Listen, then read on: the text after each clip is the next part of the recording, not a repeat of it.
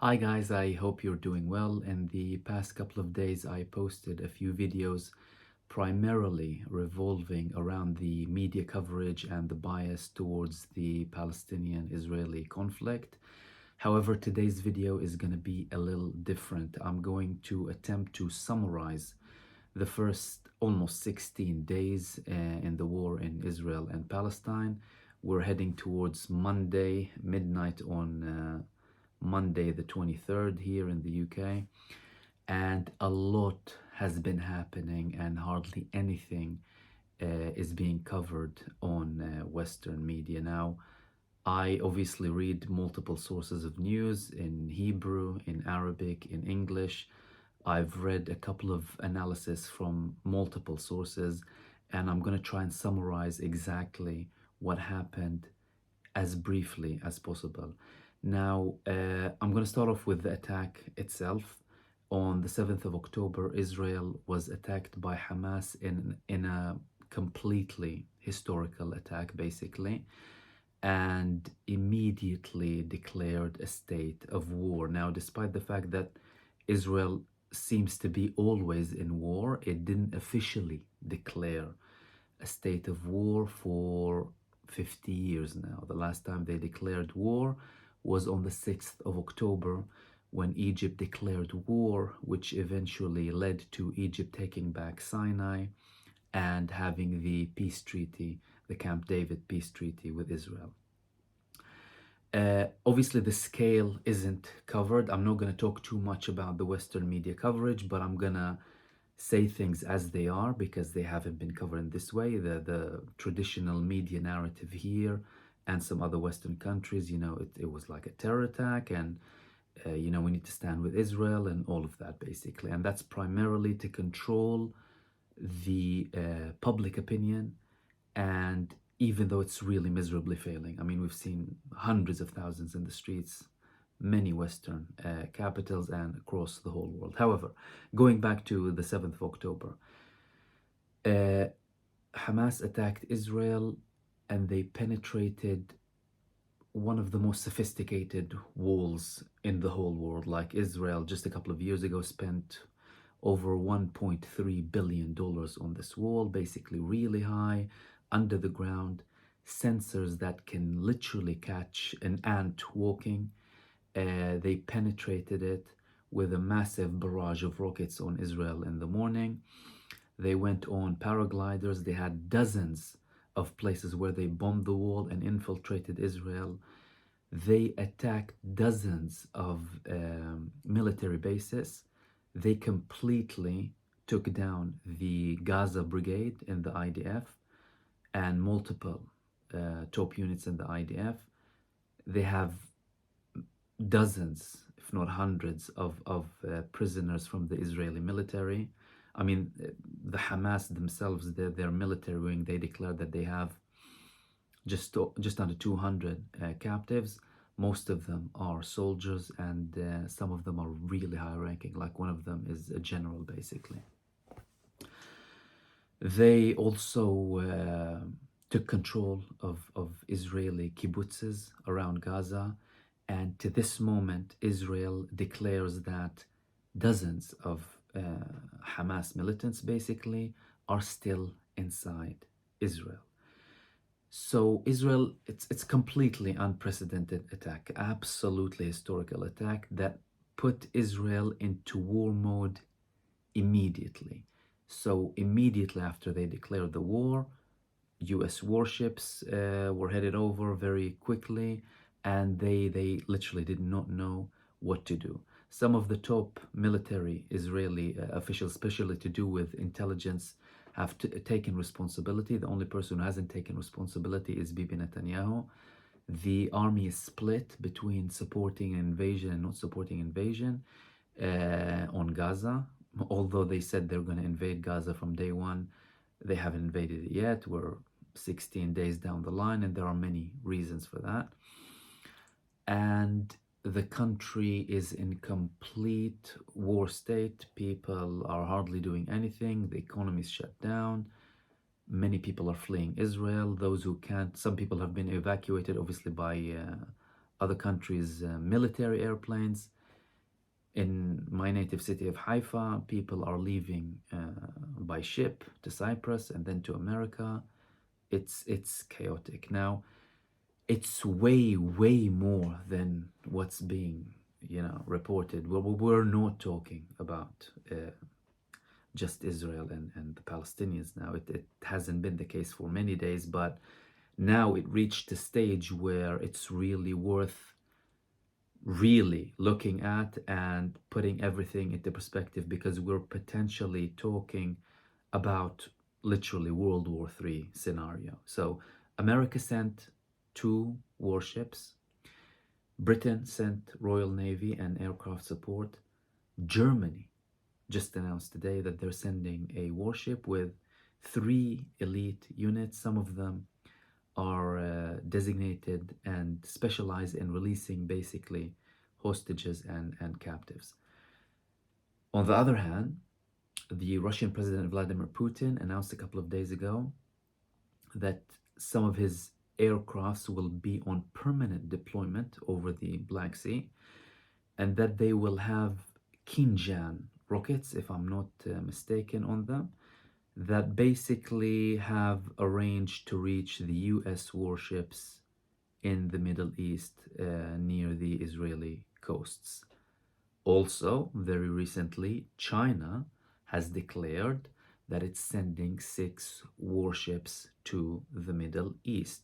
We're no longer talking just about Israel and Hamas or Israel and the Palestinians.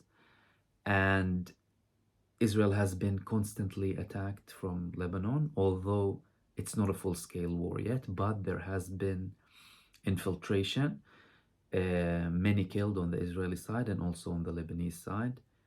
Hezbollah is constantly throwing rockets at Israel, and some of the cities in the north have been evacuated. Now, in terms of evacuation,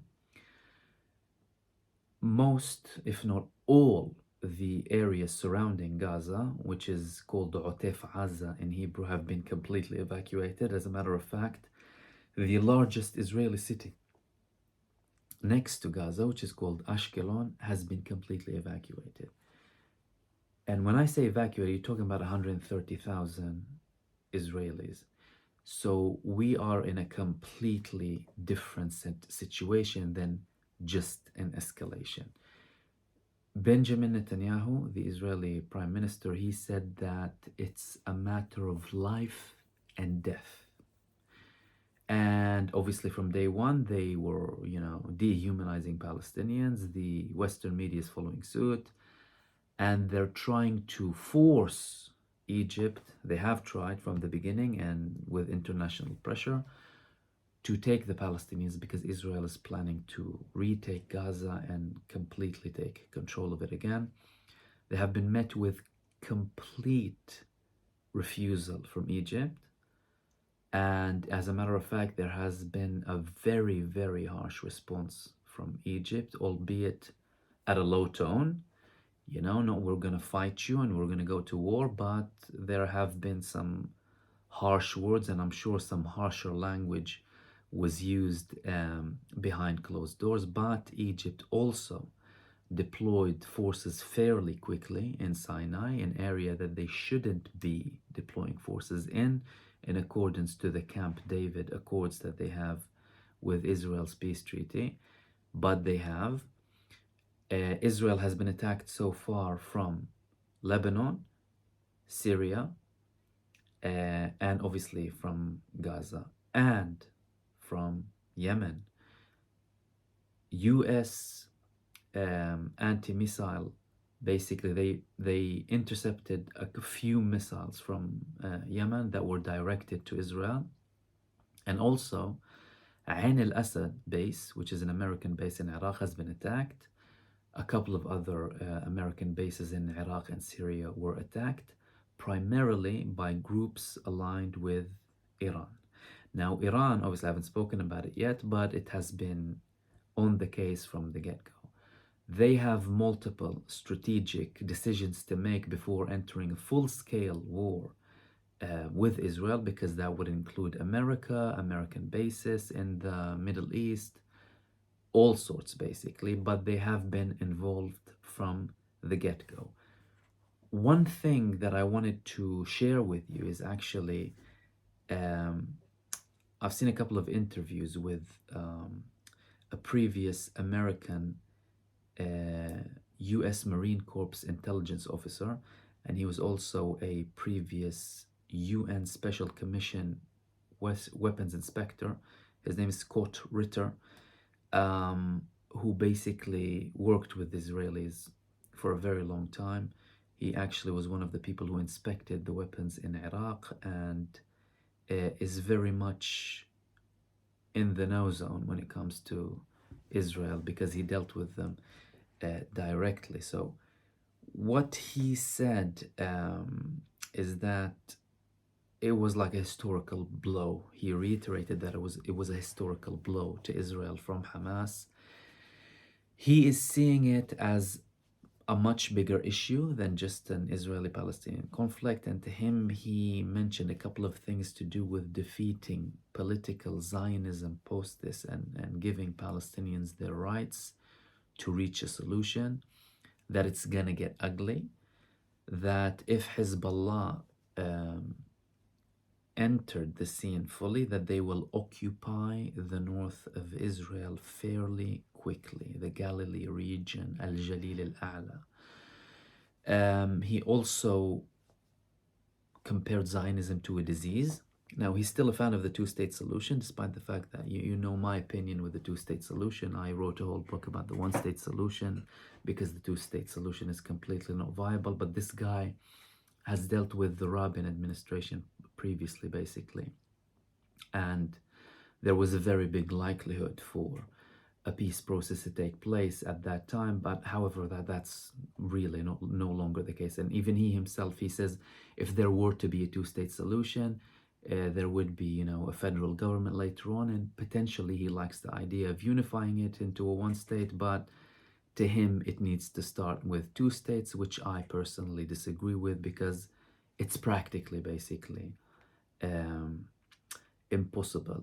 He also mentioned the Israeli military, in his opinion, and he mentioned how they're not a very good military and they're not very well equipped to deal with Gaza. He mentioned a few things to do with Israel basically focusing primarily on the West Bank, where they basically shoot 10-year-old children or 15-year-old girls and abuse people on a daily basis, and that they're not used to warfare, that they're basically avoiding Gaza.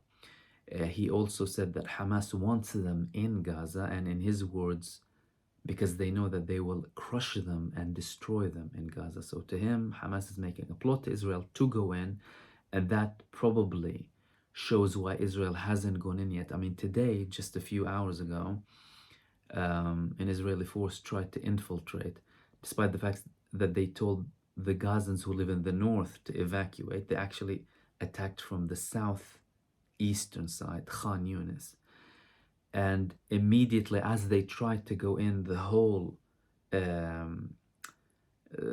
lot were destroyed immediately. Like there were two bulldozers, I think, and one tank, and they're gone, they're done. So Hamas, they have basically a set plan for them in Gaza. In his opinion, one of the biggest failures for Israel with this hit from Hamas is the fact that they relied heavily on AI, and there was no synergy and correct communication between the military chiefs, basically, and the different intelligence units in Israel, because in his opinion, if there were to be a correct analysis, if a human analyzed basically what Hamas is doing, they were training on paragliders. They created these whole kibbutz-like houses. They were planning an ambush. They even had a big banner on one of their watchtowers in Gaza saying, we are coming for you, basically threatening. But clearly Israel took it lightly. They were more interested in internal affairs to do with the judicial reform and obviously oppressing people, Palestinian people in the West Bank with the apartheid regime. So, and obviously Hamas knew that, so they clearly planned this a really long time ago, but they knew exactly when to hit, and they clearly have made a massive hit deliberately, with the timing, with the day, with the date, with the political situation. And they clearly did something with the intelligence, because it seemed as the whole military was blinded um, by the attack, where they didn't expect it, they didn't know it, they responded with complete lethargy. And to this day, and I'm getting live reports from the country is in complete shock. I mean, no one can say a word. Protests are not allowed. The only people who were allowed to protest are families of the captives, who were like, we don't want the war, we want our children back, so make a deal, get them back, and stop this insanity. But no one can sympathize with Gaza. If they do sympathize with Gaza, they'll be in prison immediately. There are 600, to my last report, Palestinian Arabs who live in Israel, um, in prison, some of them for a like or a post or sympathy with Gaza or whatever it is. Students in in universities. It's a very, very fearful, panicky mode. People are afraid, in panic, in shock, and they do not know what to do. So we're talking about something very, very, very serious, that's not to be taken lightly. We're not just talking about an escalation and that's just going to end somehow. And the examples that I've given you about the international military intervention, China sending 6 warships, Russia telling them that we have MiG 31s on permanent deployment in the Black Sea with missiles that can, and when Putin said, we're not threatening you, yeah, we're not threatening you, but he basically said we have missiles that can reach your warships and penetrate them. So it's quite a serious situation. Obviously, Iran's proxies and Iran's allies have already attacked, have already done their bit, and there are very, very tense days to come. What should we expect? Some people are asking me, what are we expecting here? What's going to happen? No one really knows what's going to happen.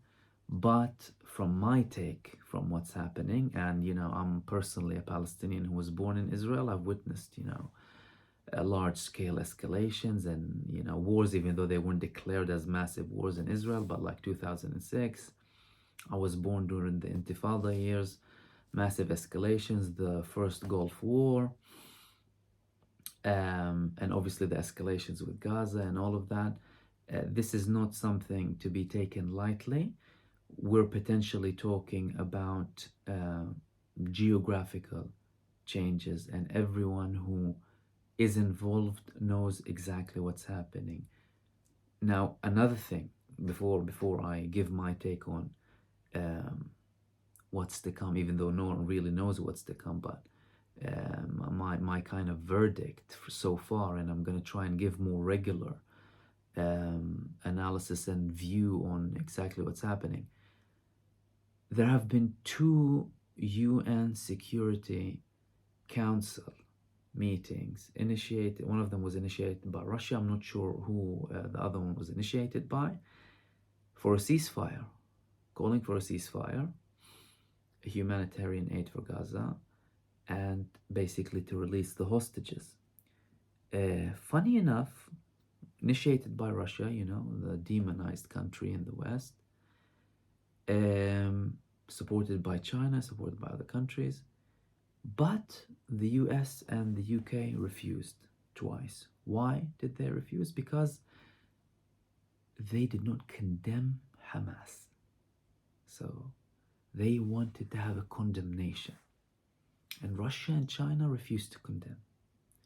Typical, US and US, UK, France, and Japan. Typical arrogance, typical ignorance as well. And this clearly shows that they're not interested in reaching a solution, but they're actually warmongers who want the war to continue for their own benefits. And they're potentially pushing us for World War III. And I don't take this lightly when I say it. Another reason I say that is Egypt hosted a peace summit a couple of days ago. The Egyptian President Abdel Fattah al-Sisi, he hosted a peace summit. Most of the countries were Arab countries. Many of the Western countries did not want to participate. US sent a representative. The UK sent its corrupt foreign minister, cleverly. And there were a couple of other Western countries. Completely pointless. It was completely pointless. The views between the Arab nations that are closest to Israel geographically, so technically, you know, they should have a bigger say in what happens in that region, in complete opposition to the Western viewpoint. Western countries wanted to condemn Hamas. The other hand, the Arab states, they wanted to condemn Israel, and they refused the notion that this whole terrorism nonsense, basically. So it didn't even come out with like a final paper, you know, like they usually do these summits. Nothing whatsoever. Just the Egyptian presidency, they released a paper that we met and we discussed and this and that. And in my opinion, it was just like, I think it was an Egyptian attempt to kind of say that we're trying to work hard to, you know, not escalate this, and, you know, we're doing our bit so that you don't come and tell us later on if something escalates that it was our fault by, you know, in any way, shape, or form. And to be fair, they're holding a lot of restraint at the moment. And the Israelis are almost not considering them. I mean, even today, Israel said that by mistake, basically landed, they bombed the Egyptian side, and they showed that, you know, apologized or whatever, said it was by mistake, and the Egyptians kind of took it. But we're talking about extremely tense situations, because the initial plan and the initial pressure was on Egypt to open its borders and take down the refugees so that Israel can completely take control of Gaza. And that's why they started to put a lot of pressure and punish the civilians and commit these atrocities, genocidal war crimes, you know, bombing of hospitals, bombings of bakeries, cutting off the water and electricity, capital punishment, absolute war crimes that the West is obviously not looking at. They're not showing, you know, the piled babies. 70% of the casualties so far in Gaza, 4,700 dead to this moment. 70% women, elderly, and babies. And the children and babies comprise 40%. So you're talking about 2,000 babies and children. The images that we're seeing from Gaza are absolutely horrific. I mean, I personally have never seen anything like this. It wasn't like that in 2014, 2012, or 2008, 2009 war in Gaza. It's even worse than the 2006 war in Lebanon. Way, way worse. You're talking about 1.5 million displaced out of just over 2 million, 2.3 million in Gaza. So like 70% of the population is displaced. They're drinking water from the sea. The aid trucks that went in from Egypt, they hardly do anything. Gaza used to take 500 trucks a day from Egypt, and all of this, you know, emergency aid that Israel delayed so much, just 20 trucks, you know, barely. Another interesting thing here is, and Western media is completely disregarding all of this, by the way. They're acting like, you know, they're just focusing on the terror thing and trying to, you know, make people fearful and support Israel and take the government stance, not knowing that the government is blinding them completely when it comes to the conflict, and just wants them to shut up so that they can get on with it in terms of warmongering, basically, because technically we're talking about the last colony of the West here. Israel is the last colony of the previous British Empire, taken over by the UK after World War II. That's exactly what it is. And obviously they're trying to stir up hate between communities, which is completely nonsensical, you know. Um, the thing that I wanted to say is, after Hamas released these two hostages, which contradicts what these people say. They were like they were on a mission to kill everyone. These people had no scratches on them, no not being beaten, no nothing. They released them. They told Israel, Hamas told Israel, that we have two captives that we want to release for humanitarian reasons without anything in return. And they got a response from the Israelis that they do not want to take them. That's also something not being spoken about. Now, why did Israel do that? Israel is doing that to show that Hamas doesn't want to release anyone. They don't want to show them as, you know, humans. They want to continue this demonization thing, despite the fact that they released a few people. There was a woman that was released in the first day for nothing, basically. They just let her go. And despite the fact that many interviews that I've seen on national Israeli television and national Israeli radio with captives that were there when Hamas attacked some of these kibbutzes, saying that they were treated completely fine. I mean, some of them were even reassuring the captives. And so one of them actually told one of the news channels, there was Israeli channel 13. I think there was another one in Khan 11 and a radio show basically. One of them told them that they even reassured them, they, you know, were treating them well. Unlike, you know, the rhetoric here that they went in and blew everyone up. So if they went in on a mission to kill as many people as possible, including women and children, then why were there people alive with these when these people had weapons with them? And I'm not trying to kind of either condone anything here or justify or whatever. I'm just showing the actual facts based on reports that I'm getting from Israeli sources, from Palestinian, from global sources, and from analysts. Like this guy, he was a previous, you know, U.S. Marine Corps, Scott Ritter, and he put his take on it. Even though there are other people, you know, saying things as they are, including from Israel and Israeli people who were in the army, etc., like Miko Peled and others. So this is what's happening so far, and things are developing fairly quickly. Where are we going to? If I haven't already said it, then I will repeat it again. I think we're heading towards, and I'm not trying to be dramatic or anything, but I do think that we're heading out for a global, something that will be more global. It could potentially lead to World War III.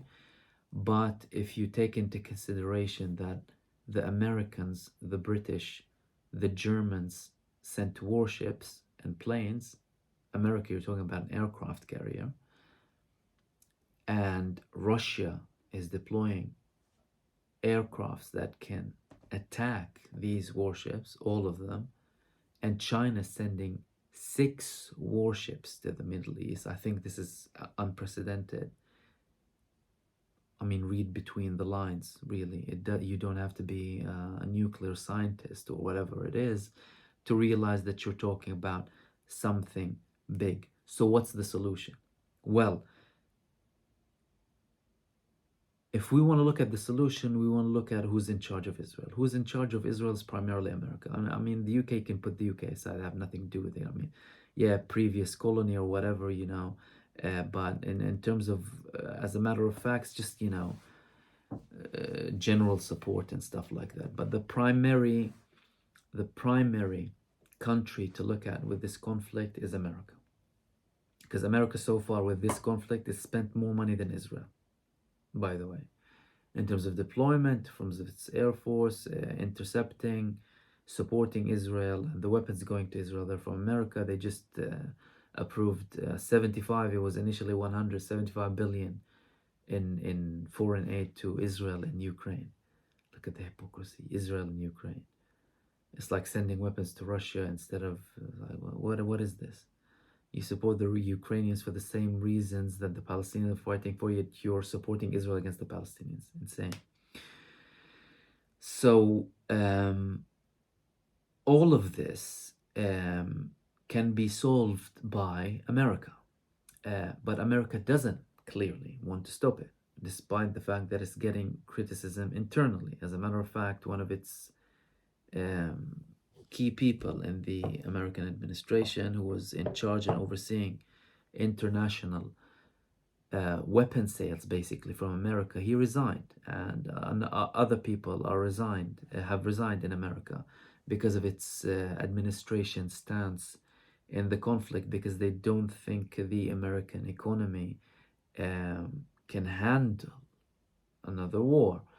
And what we're seeing, I mean, at least from the Western media narrative perspective and what politicians are saying, we're sensing vibes pre-Iraq. I mean, when you start talking about the Israeli 9/11 times 15 or 30 or whatever, what are you saying exactly? What happened after 9/11? That big false flag. We know what happened. They invaded Afghanistan. They invaded Iraq. Spent trillions of taxpayers' money for nothing. Are we seeing the same thing? I think we are seeing the same thing. There is massive, manipulation, lies, and cover-ups in the West as to what's actually happening. Thankfully, we have some leeway to post these things, these videos, this information. Many people are showing these horror images lives from Gaza, like on Twitter mainly. Like there are a couple of pages. One of them is Times of Gaza. They're publishing exactly the absolute horrors that Western media is not showing. Nothing. The actual bodies of babies taken out from the rubble, newborns dead, babies dying in their mother's womb, children, whole families, people losing 13, 14 family members. Absolute genocide, yet it's being completely manipulated, covered up, so that the people can have this artificial sympathy with the neo-colonial apartheid supremacist state that's called Israel, and dehumanize the Palestinians through Hamas as a front. By the way, Hamas just used as a front, nothing else, because they need to use the word terror and these things to dehumanize people. Their main aim is to completely dehumanize the Palestinians so that they can do to them what they did to the Afghans and the Iraqis. No one was sympathizing with them because to them they were groups of animals. You know what I mean? And Israel is saying that out loud. We're dealing with human animals. The defense minister, Yoav Gallant, said that. You have a couple of leading people from the IDF clearly stating, we're going to kill your children, kill you. This is exactly what they're doing. And even, unfortunately, massive attacks such as the hospital attack, which was clearly a JDAM bomb that explodes mid-air to cause as much damage as possible, was covered up by the media. And they're trying to sell people the Israeli narrative, which is shameful. It's quite shameful. I mean, what's happening in the West is immoral, is shameful, is racist, is any derogatory word you can use. What they're doing, despicable, their coverage of the situation, and them ignoring what's happening on the Palestinian side, doubting anything that comes from the Palestinians. The Palestinians said, or the Palestinians claim, whereas if something happens to Israel, it's like a written fact, even though some of them are deliberate lies, like the 40 babies beheaded, despite the fact that they haven't shown any evidence, by the way. Nothing. Even the IDF said that they basically have no confirmation of this, but live confirmation of 2,000 children and baby bodies from Gaza, you ignore them. Immoral, shameful, despicable, hideous. I had to say that, I had to let that out. So yeah, what's coming is much bigger than what at least many people in the West are thinking. And I'm gonna constantly. I'm going to post some more videos, hopefully more on a regular basis. And obviously, if you want to know about a certain topic from what I spoke about, just share your comments below. Let me know what you think, and I can, target specific subjects. But if not, I will give regular updates from what's happening based on multiple analysis, multiple news sources, and live sources from Israel and from Palestine directly. And I hope you have a wonderful day, and I'll see you soon in the next video.